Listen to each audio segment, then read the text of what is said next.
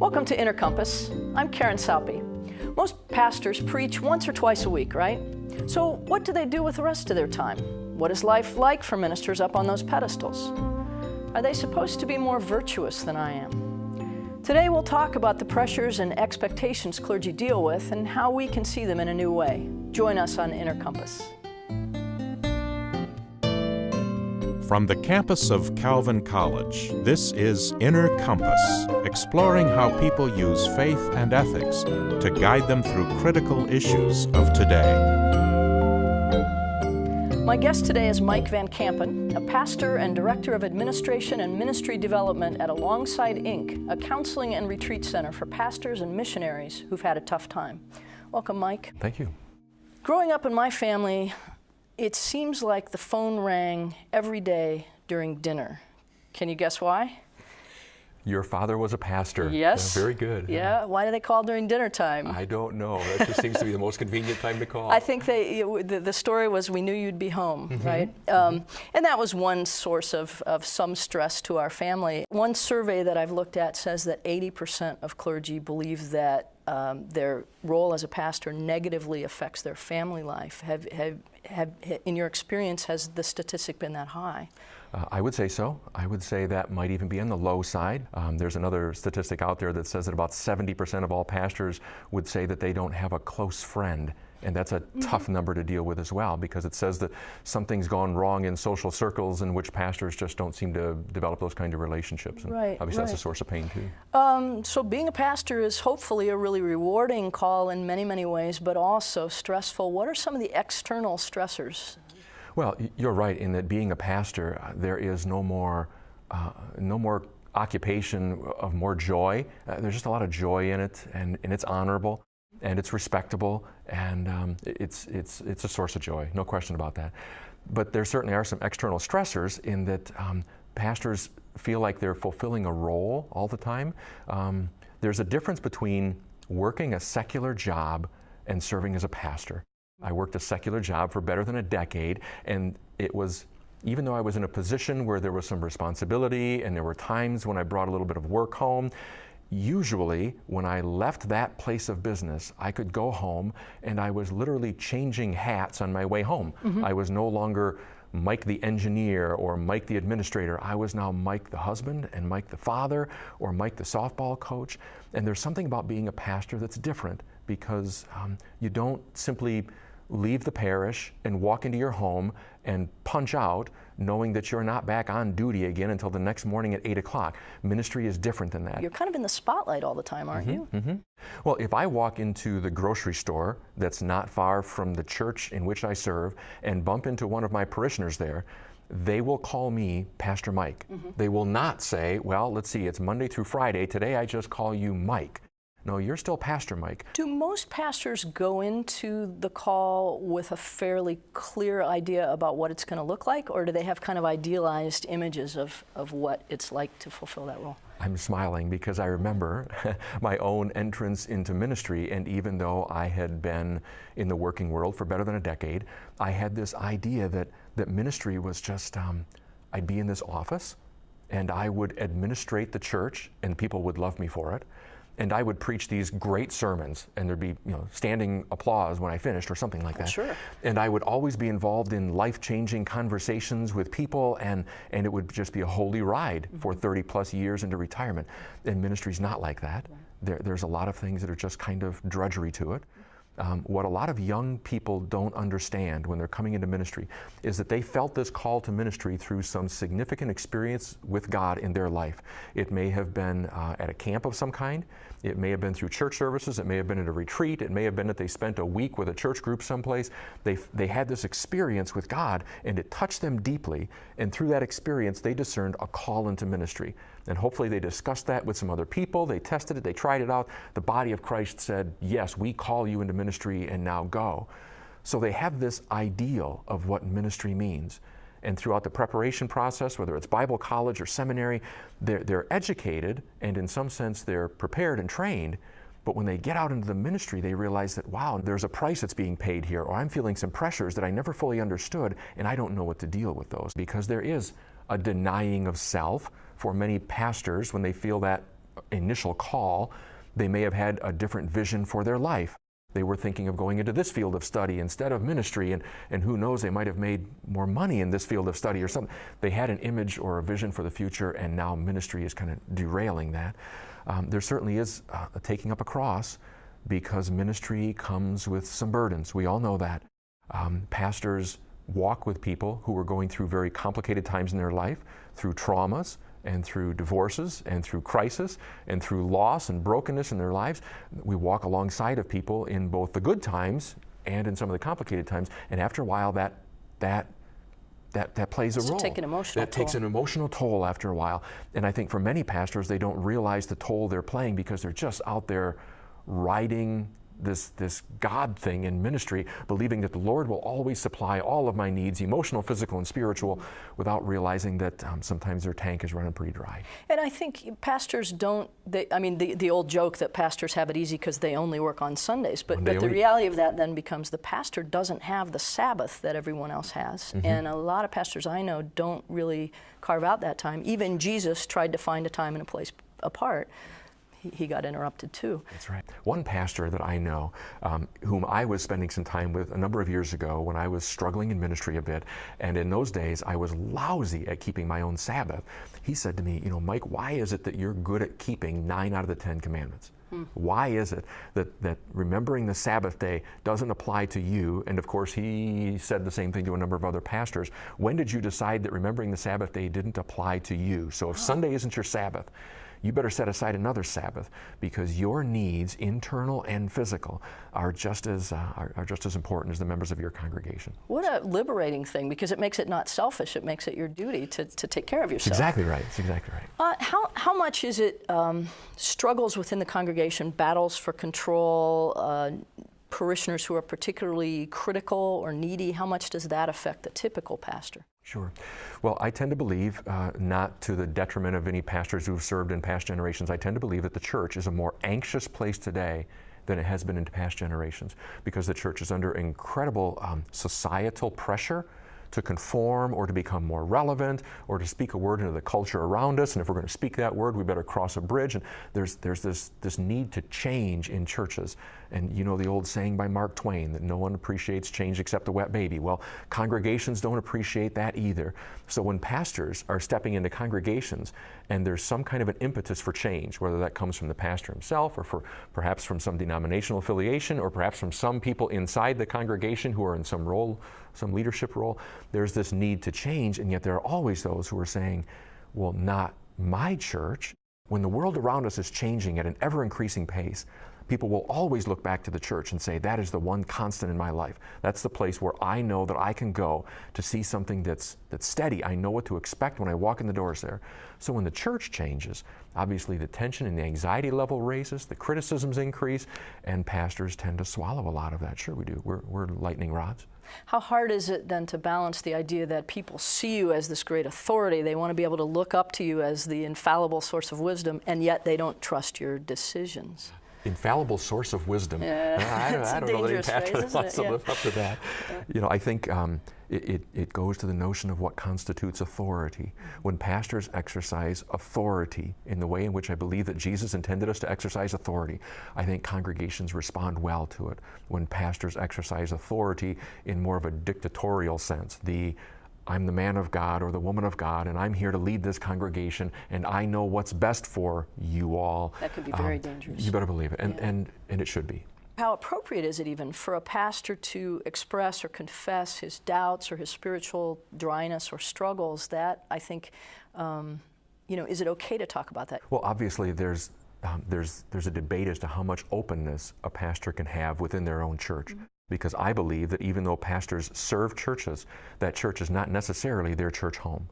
Because there are certain things that we can't experience with the body of Christ because of how they'll take that, mm-hmm. and because of how they will then see us. And there's something about serving as a pastor in which there is a role to be fulfilled there. I have a strong belief, though, that pastors should be networked with other pastors, because we all share the same burdens, we share the same joys, we share the same struggles. I facilitate a pastor's network near my own congregation in which I meet with some other pastors twice every month for a good hour and a half at a time. And my facilitating mode is always to say, what happens in Vegas stays in Vegas, Yes. to use that line. Whatever you say in this room stays in this room. So tell us what you're up against these days. Mm-hmm. Did you have a really good week, or did you have a really hard week? Because if you had a hard week, there are people in this room who understand you, and it'll remain in confidence here. We'll love you and pray over you no matter what happened. Tell us about your marriage. Tell us 2 good things about your marriage, and tell us something that's not going so well. So how are the kids now? Because we know that you shared something with us 2 weeks ago. That, to me, carries a weight, because those questions for a pastor don't get asked anywhere else. Somebody has to ask a pastor those questions, because within the church, it's entirely possible that parishioners will have someone who says, so Joe, how's your week? I know when we played golf last time, you said that the kids were giving you a lot of hassles and this one wanted to drop out of college or something else. Somebody needs to ask pastors those questions, because they're just flesh and blood human beings, and we need people asking us those kinds of questions. That pedestal is a dangerous place to be. It's dangerous when the congregation puts us there, and it's dangerous when the pastor accepts it. Because I think in pastors, since we are simply sinful by nature, by the grace of God alone, saved, there's something within pastors who appreciate status and appreciate attention and appreciate that warm welcome that we do get when we're in the aisles of the nearby grocery store and someone pays that extra measure of attention to us simply because we have the word pastor in front of our name. You better believe that can be addicting. I think pastors have as much of a tendency to narcissism as anybody else, and sometimes we believe our own press clippings. So when 10 people on a Sunday morning say that was a fantastic message, it's hard not to walk into the office on a Monday and say, boy, that was a fantastic message, Yes, wasn't it? right. That's good. Right. So, Although I think that gets said maybe far too little. sometimes. How common is it for pastors to have those sorts of networks? Personally, I think it's seldom. But in my work with Alongside, and when we work with pastors, we would say that those who are involved in any kind of a confidential network, or as I would call it, a C group, SEA, support, encouragement, accountability, pastors who are involved in any kind of a network involving those 3 aspects are few and far between, far in the minority, because most pastors serve more as lone rangers, particularly if they're not affiliated with a denomination of any kind, or perhaps if they're serving in a geographic area in which there simply aren't a lot of pastors around them. And that's why ministry can be an incredibly lonely occupation. Does the presence of the internet help that in any way? Are there kind of online groups where people can connect? Sure. There's something about connecting in person. Sure, You know, I know from Alongside our counselors over the years, we've talked to them about the possibility of counseling someone over the internet. Is it possible that we could use a video conferencing tool, and we'll have a pastor or missionary on one end, and our counselor or therapist is on the other end? Will this work? And our counselors have always pushed back on that, because they've said, if I'm going to counsel someone, I need them sitting here. I need to read body language. I need to be able to control the context. I can't have them sitting in a room with a crying child. I need their full undivided attention in order to give them my best efforts. And I believe that the internet certainly has uses for that. But when I think of conversations I've had in my pastors group over the last year or so, now at this point in time, I would say that conversation could not have existed on the internet. And sometimes you need a hug or a handshake. Absolutely. Oh, yeah. How important is it for the spouse to be tied into those kinds of networks? Being the spouse of a pastor, whether that spouse is male or female, is such a complicated role to fill, because there will always be those in the church who believe that because you're the spouse of the pastor, that your life should look a certain way. First of all, you'll attend every worship service, every potluck dinner, every prayer service, and it would be really helpful if you could lead a Bible study and play the piano or something like that. And there are other contexts for ministry in which they just let the pastor's spouse be the pastor's spouse. This person happens to be married to the person who's leading us, but this person is simply one of our brothers and sisters in Christ, and we love them for who they are. I think healthy congregations are congregations that make allowances for the pastor's family and let them be healthy. Because if the pastor's feeling that kind of a burden for his or her family, obviously they're not going to function to their highest capacity in leading that church. If they're worried about their family and the effect that ministry is having upon their family, they're going to have a difficult time leading that congregation with authenticity and integrity.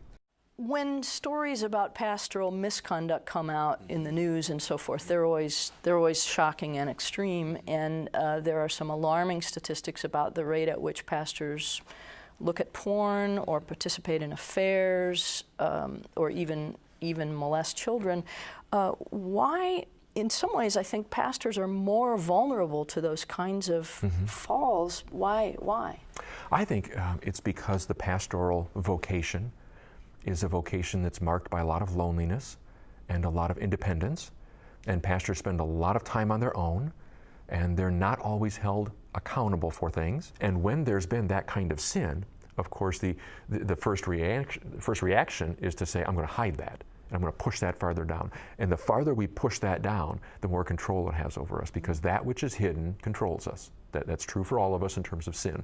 So for pastors, it's easier to push it down because we know that if it's brought to light, there will be some extra complications to that.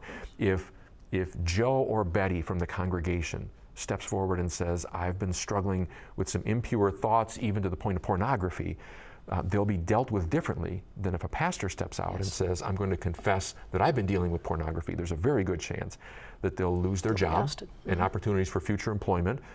If they're living in a church-owned home, they're probably going to lose that home as well. They're going to lose some esteem. The losses are great.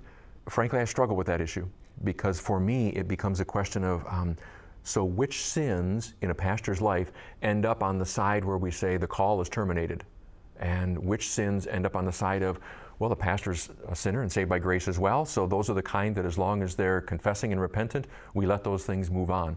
I think years ago, any kind of sexual sin in the pastorate was dealt with pretty immediately and pretty harshly.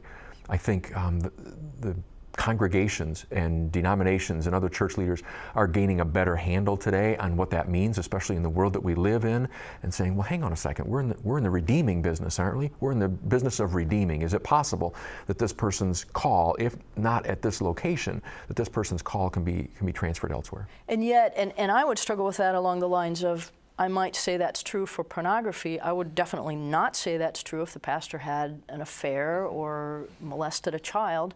So where do you draw the line? And I'm sure that depends on circumstances, but all the churches are paying now for past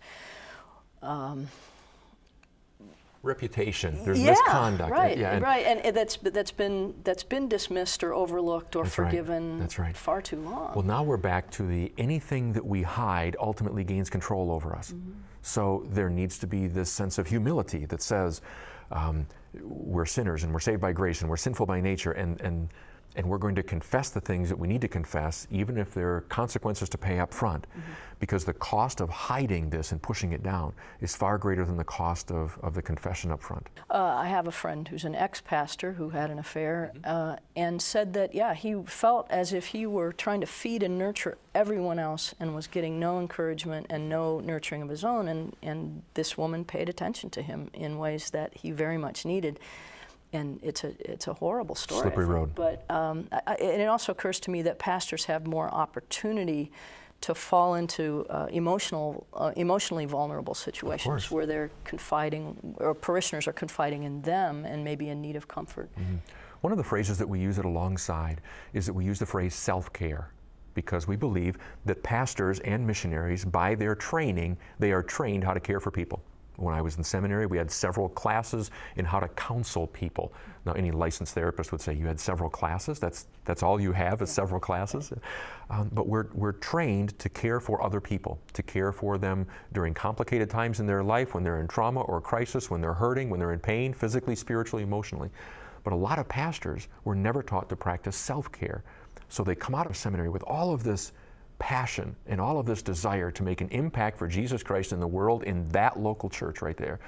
And they jump in and start caring for people, and they're preaching the word in season and out of season, just as Paul commanded Timothy to do. And yet, as the years go by, they realize that they're paying very little attention to themselves, and nobody else is paying attention to themselves. So that well just gets a little lower and a little lower and a little lower over time. The pastors whom I think are most fruitful over generations, not a few years, but over generations, are those who regularly practice good self-care. And one of the challenges that we give to people who leave alongside after they've been there counseling with us is that we challenge them to come up with a plan for self-care in their own ministry. To say, listen, you got here to this place in your life and in your ministry, at least in part because you didn't take care of yourself. So we want you to tell us how things will be different in this next season of life and ministry for you, so give us a plan. What are some of those plans that bear fruit? So we encourage them to take Sabbaths. We encourage them to study the Word for reasons other than preparing sermons. To study the Word and simply glean from it what the Lord would say to them as a child of God, rather than what the Lord would desire to say through them as a pastor. Because pastors tend to mine the Word, and honestly, when pastors are reading their Bibles, they tend to make little notes off to the side. That's a great sermon someday. And aren't they then often thinking about other particular people, that so-and-so Sure. needs to hear that and so-and-so needs to hear that? I'm going to save that passage and email that to somebody today. Meanwhile, the Lord is saying, I had that in mind for you. That's a word for you. And we tend to neglect ourselves at the expense of others. Are there particular struggles for, say, women or for single pastors that typical pastors don't experience? I think, for single pastors, and Alongside works with both pastors and missionaries, so we work with people who are serving overseas, the loneliness factor is there for people who are single.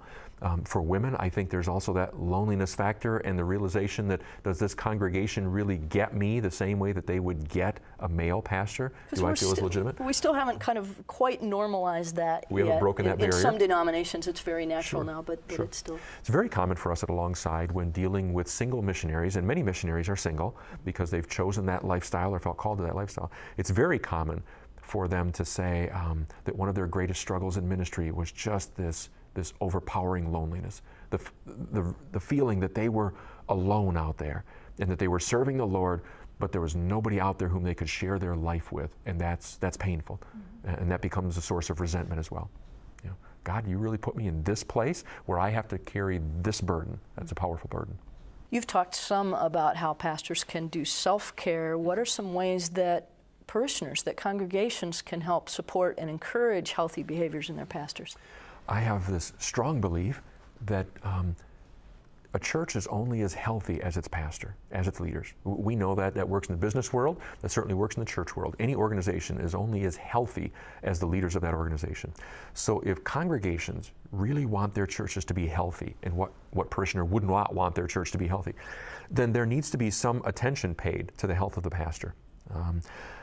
I love congregations where I hear that there is an individual in that congregation who's appointed by the church and accepted by the pastor, and that individual's job is to make sure that the pastor takes their vacation time. Oh, wow. And make sure that they're getting some personal development time.